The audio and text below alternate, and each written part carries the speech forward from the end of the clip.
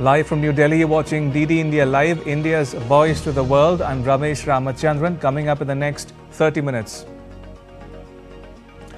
Colombia agrees to receive citizens deported from the US after Trump imposes tariffs and sanctions.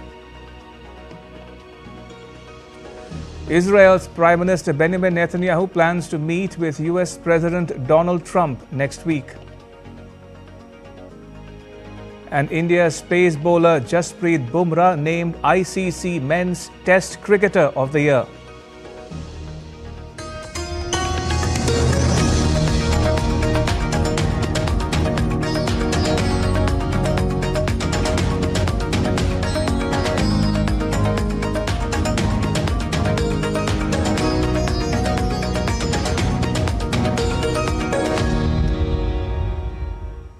First up, news from West Asia.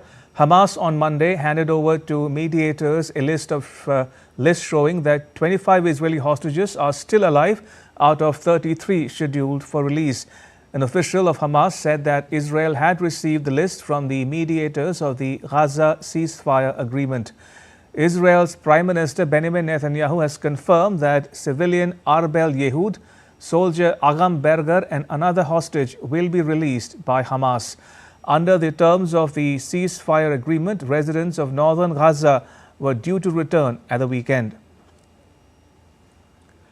Tens of thousands of Palestinians began moving along the main roads leading north in Gaza. Meanwhile, Israeli media on Monday reported that Prime Minister Benjamin Netanyahu plans to meet with US President Donald Trump at the White House next week. Meanwhile, Israel's Prime Minister Benjamin Netanyahu appeared in a Tel Aviv courtroom on Monday to resume his testimony in a high-profile corruption trial after a month-long delay because of surgery. Netanyahu, who has pleaded not guilty, denies all charges in the case.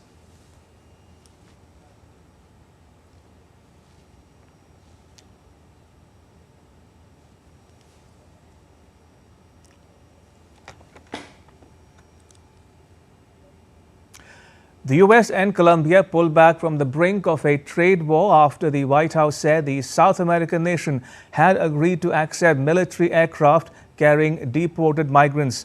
US President Donald Trump had threatened tariffs and sanctions on Colombia to punish it for earlier refusing to accept military flights carrying deportees. Take a look at the next report. Colombia on Sunday backed down and agreed to accept deported citizens sent on U.S. military aircraft hours after President Donald Trump threatened to pay in full tariffs to punish the defiance to his mass deportation plans. Colombia's President Gustavo Petro had earlier said he would only take back citizens with dignity, such as on civilian planes, and had turned back 2 U.S. military aircraft with repatriated Colombians. Trump responded furiously and threatened sanctions of 25% that would quickly scale up to 50% against Latin America's fourth largest economy. Petro initially sought to hit back and impose his own tariffs on U.S. products, but by the end of the volatile Sunday, he had backed down. El gobierno de Colombia informa. Colombian government informs it has got over its impasse with the government of the United States. In this context, Colombian Foreign Minister Luis Gilberto Murillo and Ambassador Daniel Garcia Pena will travel in the coming days to Washington, D.C. to have high-level meetings that follow up on the agreements resulting from the joint work that led to the exchange of diplomatic notes between the two governments. Trump said he would suspend implementation of the tariffs. Secretary of State Marco Rubio suspended issuance of visas at the U.S. Embassy in Bogota and said visas would be revoked to Colombian government officials and their immediate family members. The White House said the visa measures would stay in place until the first plane load of deportees returns. Trump's deportation threats have put him on a potential collision course with governments in Latin America, the original home of most of the United States' estimated 11 million undocumented migrants. While previous U.S. administrations also routinely carried out deportations, the Trump administration has begun using military aircraft with at least one landing in Guatemala this week. Kajal's report, DD India. The Trump administration urged U.S. Agency for International Development workers to join the effort to transform how Washington allocates aid around the world in line with Trump's America First policy. A memo sent on Saturday to more than 10,000 staff at U.S. aid offered further guidance to Friday's Stop Work directive that effectively put a sweeping freeze on U.S. foreign aid worldwide. Trump ordered a 90-day pause in foreign aid to review if it was aligned with his foreign policy priorities. On Friday, the State Department issued a stop work order worldwide, even for existing and appropriated assistance, calling into question billions of dollars of life-saving aid. The United States is the largest single donor of aid globally. In fiscal year 2023, it disbursed $72 billion in assistance. It gave 42% of all humanitarian aid tracked by the United Nations in 2024. Survivors of Auschwitz and Poland's president marked the solemn 80th anniversary of the Nazi death camp's liberation by Soviet troops. The commemoration at the site will be attended by global leaders including Germany's Chancellor Olaf Scholz and Britain's King Charles. Auschwitz, a chilling symbol of the Holocaust, claimed over 1.1 million lives through gas chambers, starvation and disease. Between 1941 and 1945, the Nazis and their collaborators orchestrated the systematic genocide of 6 million Jews across occupied Europe. French President Emmanuel Macron marked the 80th anniversary of Auschwitz's liberation on Monday at the Paris Holocaust Memorial. He laid a wreath as the French Army Choir performed the Jewish hymn Adon Olam. In the memorial's guest book, Macron vowed to resist anti-Semitism in all its forms. Later in the day, he will join commemorative events in Poland. A new EU law that has many companies in Germany worried, the Corporate Sustainability Reporting Directive. It's meant to ensure that companies work in a more sustainable way, but it's extremely costly. With more rules and initiatives popping up, some are worried about what it all does to the economy. Lars Holter is with Deutsche Welle and he joins me from Berlin. Lars, what are companies worried about right now?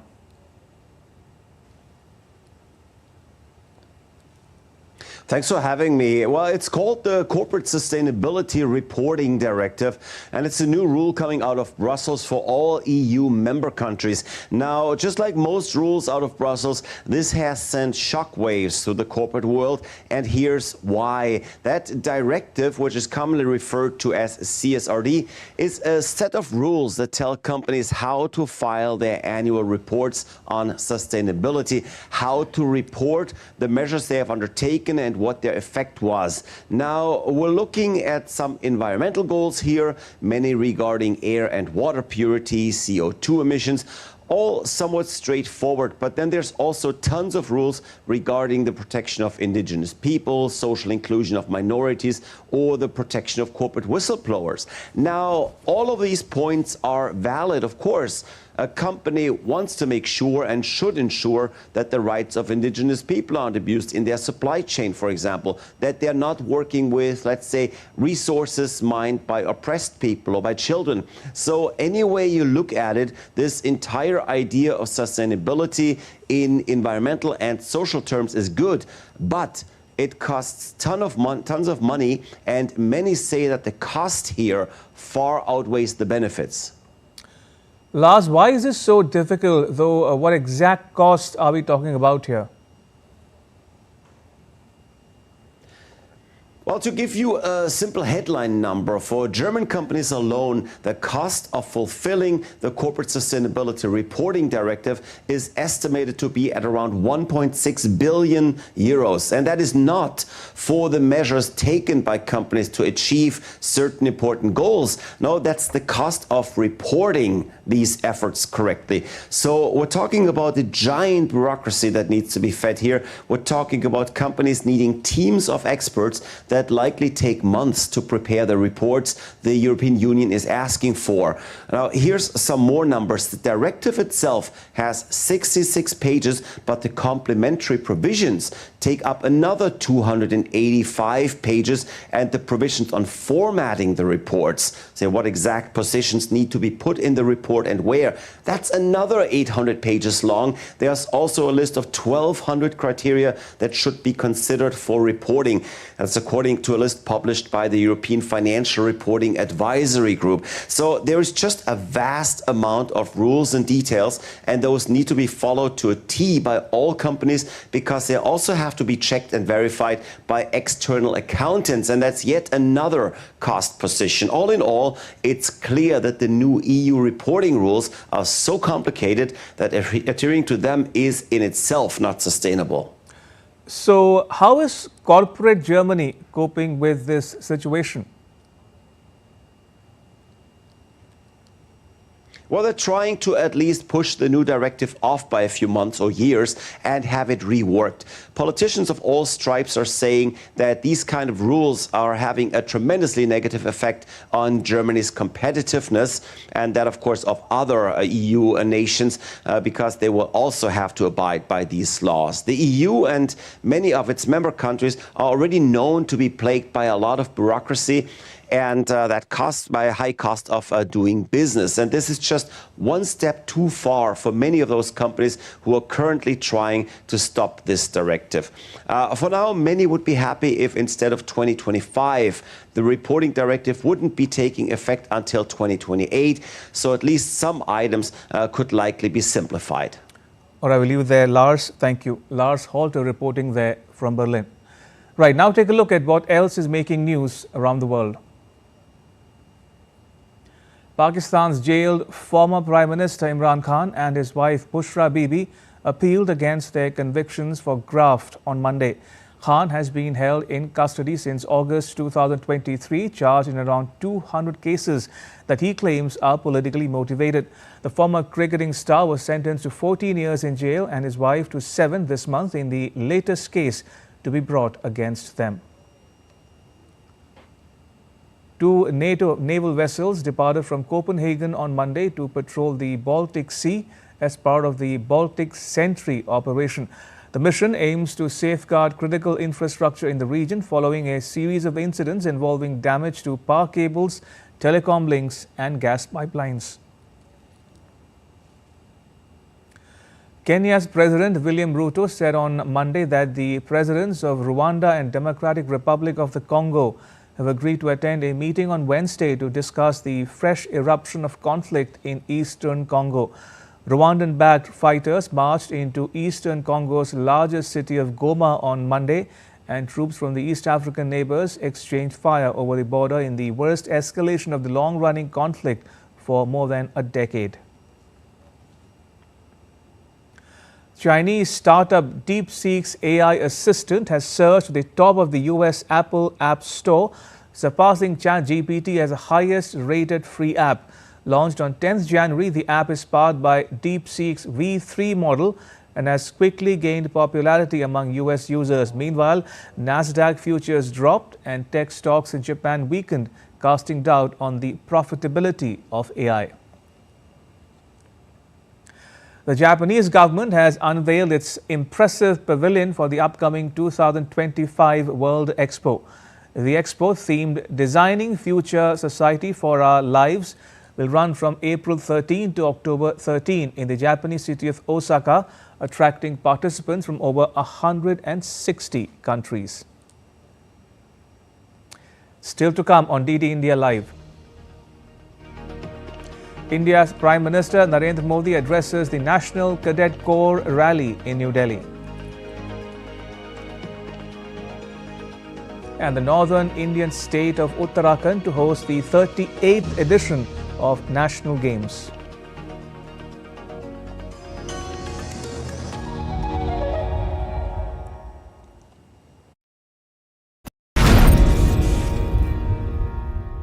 Retirement planning के लिए तेरा SIP के बारे में क्या ख्याल है? Retirement अभी तो पूरी लाइफ बाकी है यार। और तुझे नहीं लगता अगर रिटायरमेंट के बारे में अभी से नहीं सोचे तो आगे जाके प्रॉब्लम होगी। पर रिटायरमेंट के बारे में सोचना क्यों है इतना जरूरी? जब तक आप रिटायर हो जाएंगे महंगाई काफी ज्यादा बढ़ जाएगी और आपकी इनकम वो तो रुक ही जाएगी। इसीलिए आज ही म्यूचुअल फंड्स में SIP शुरू कीजिए और हर महीने थोड़ा थोड़ा करके धन इकट्ठा कीजिए एक कंफर्टेबल रिटायर्ड लाइफ जीने के लिए। अधिक जानकारी के लिए अपने वित्तीय सलाहकार से परामर्श करें। LIC म्यूचुअल फंड द्वारा निवेशक शिक्षा की एक पहल। म्यूचुअल फंड निवेश बाजार जोखिम के अधीन है। योजना से संबंधित सभी दस्तावेजों को ध्यान से पढ़ें।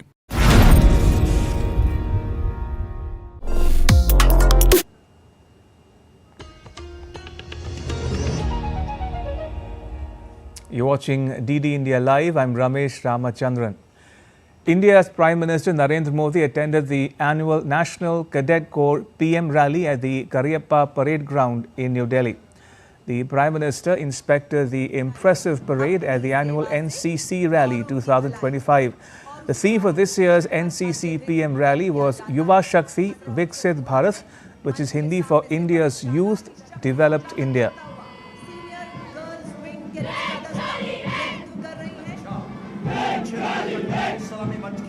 Senior Under Officer Animesh, winners of last year's championship directorate trophy mosaic.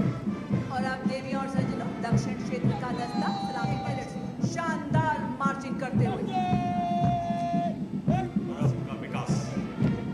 And now, ladies and gentlemen, approaching the saluting dais are the marching contingent of Fiji 6 cadets, Indonesia 6 cadets, Kazakhstan 4 cadets, Kyrgyz Republic Seychelles 6 cadets, Singapore 10 cadets, Sri Lanka 12 cadets, Uganda 6 cadets, United Kingdom 10 cadets, and in the world we one. United in strength, united in happiness. Immerse yourself in the beauty and power of artistic expression. The Prime Minister was also accorded a Guard of Honor by the cadets. A total of 2,361 NCC cadets participated in the Republic Day camp this year. With over 917 girl cadets, it remains the highest ever participation by girls so far.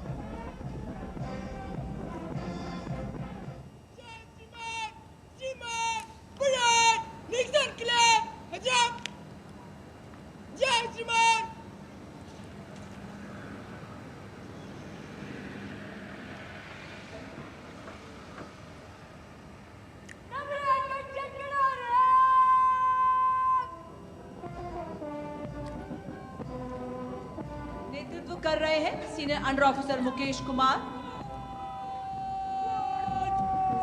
Guard of honour की navy wing के उत्तर प्रदेश निदेशालय नेतृत्व कर रहे हैं senior under officer Shivam Singh.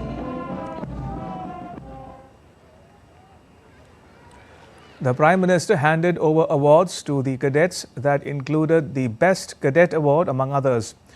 The rally marks the successful culmination of a month-long NCC Republic Day Camp 2025. A cultural program by more than 800 cadets showcasing commitment of NCC towards nation building was also performed. 144 young cadets from 18 friendly foreign countries added fervour to this year's rally. Addressing the rally, the Prime Minister said the NCC has constantly inspired the youth of India towards nation building.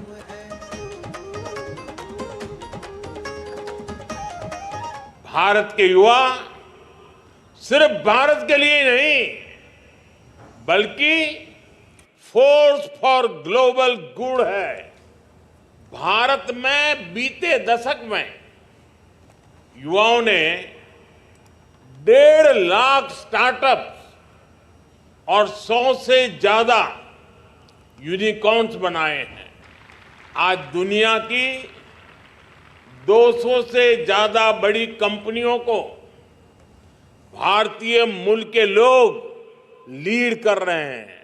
यानी कोई भी sector हो, भारत की युवा शक्ति, भारत के talent के बिना दुनिया के भविष्य की कल्पना भी मुश्किल है। All right, in news just coming in, India's Foreign Secretary Vikram Misri visited Beijing on 26th and 27th of January for a meeting of the Foreign Secretary Vice Foreign Minister mechanism between India and China.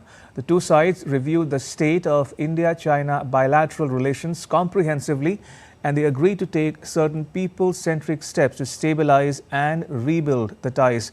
The two sides decided to resume the Kailash Mansarovar Yatra in the summer of 2025. They agreed to hold an early meeting of the India-China expert-level mechanism to discuss resumption of provision of hydrological data and other cooperation pertaining to trans-border rivers. The two sides agreed to take appropriate measures to further promote and facilitate people-to-people exchanges. They agreed in principle to resume direct air services between the two countries. The two sides also recognized that 2025 being the 75th anniversary of the establishment of diplomatic relations between India and China, the two sides will conduct a number of commemorative activities to mark this anniversary. The two sides also took stock of the extant mechanisms for functional exchanges.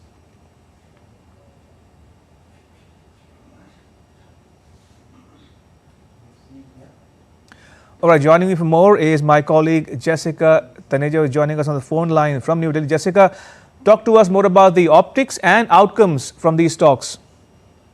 Well, these are very important outcomes, Ramesh, as you've already read out the salient features of the takeaways of the meeting between the India Foreign Secretary, the Ministry, who had reached Beijing on the 25th, and now towards the end of his visit to Beijing, when he met the member of the Politburo as well as the Foreign Minister of China, Wang Yi, and also called upon the Vice Foreign Minister as well. So quite significant in a sense, where there were talks about the resumption of the Kailash Mansarovar Yatra, but also important to note that there are still certain technical modalities that will have to be worked out, certain frameworks to be set up in order to how to execute this, especially when it comes to connecting,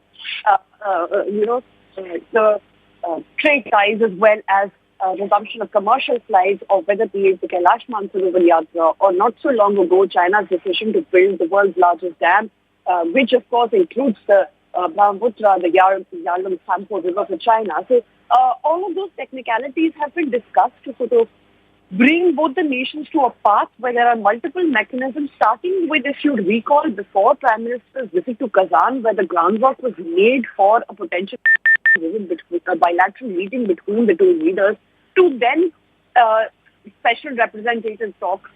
And prior to that were a disengagement agreement. So a lot of work has been done to sort of facilitate the process of how the two countries can move and enhance their bilateral relationship forward, while also carefully examining the current circumstances wherein both nations find themselves in.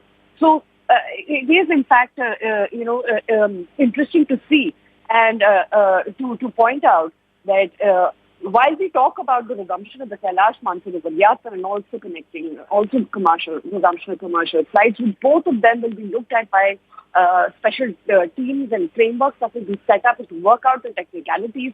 The details of that haven't been given so far, because those mechanisms will be put in place to facilitate this. But yes, from this readout, one can be certain that there is a path forward, that is a movement when it comes to India-China cooperation, so to say, or also to move forward after what we saw in 2020 to now. But then again, when it comes to India and China, there are also certain, as I said, moments where there is a certain trust deficit. And of course, a lot of things are done in a sense where it is mutually beneficial to both, especially keeping the border sensitivities in mind. And that is perhaps where it all begins with. And somehow, from the Indian side, there has to be peace and tranquility at the border, and the rest, of course, will have mechanisms to follow up and to execute. Taneja, they're reporting on the Foreign Secretary's talks in Beijing. Jessica, we're getting some more news as we speak, that of a phone call between the leaders of India and the US. Let me read out from the Indian Prime Minister's tweet. He says, and I quote him here, "Delighted to speak with my dear friend President Donald Trump. Congratulated him on his historic second term. We are committed to a mutually beneficial and trusted partnership. We will work together for the welfare of our people and towards global peace, prosperity and security, unquote. So that was the news about the phone call between the leaders of India and the US. If I can quote the tweet again for the benefit of our viewers joining us. He says, "Delighted to speak with my dear friend President Donald Trump. Congratulated him on his historic second term. We are committed to a mutually beneficial and trusted partnership. We will work together for the welfare of our people and towards global peace, prosperity and security." Jessica, your thoughts very quickly on this phone conversation. Well, Ramesh, ever since taking office, Donald Trump, you'd recall the Prime Minister had congratulated him, and of course, representing India was Dr. S. Jaishankar at Trump's inauguration, and the first meeting of Marco Rubio as the Secretary of State after being voted in by the Senate was with the Quad foreign ministers. So the kind of significance that the Trump administration, or the importance that the Trump administration has shown towards India and its relationship with India, with potential readout of both of them from DC, as you recall, had mentioned on how important this strategic, comprehensive strategic partnership has been, especially India being central to the American Indo-Pacific policy and President Donald Trump's relation with Prime Minister Modi. So, of course, the telephonic conversation does seem to indicate that the two leaders enjoy that bonhomie and perhaps a relationship, a functional relationship that will continue to enhance bilateral trade between the United States as it continues to be our largest trading partner. And, of course, Donald Trump now at the helm of affairs for the second term, and the Prime Minister has already had opportunities to engage with him, not only on state visits, but also on various multilateral events as well. Right. So as Jessica Taneja is reporting there, India's Prime Minister Narendra Modi has just finished a telephone conversation with the US President Donald Trump. Right. In sports news, India's pace bowler Jasprit Bumrah on Monday was named the ICC Men's Test Cricketer of the Year. The Indian spearhead has an excellent 2024 in both home and away conditions. He picked up 71 wickets in 13 matches. Jasprit Bumrah pipped England batters Joe Root and Harry Brook and Sri Lanka's middle-order batter Kamindu Mendes for the award. Bumrah has been the spearhead of Indian cricket for the longest time, but this year proved to be at the top of his game. And that's all for this edition of DD India Live. Let us know your thoughts on the news of the day. You can get the latest news and updates on the DD India mobile app. It's available on both Android and iOS platforms. Scan the QR code on the screen now to download it. We'll be back with more news as it breaks here on DD India. I'm Ramesh Ramachandran from all of us here in New Delhi. Thanks for watching DD India Live.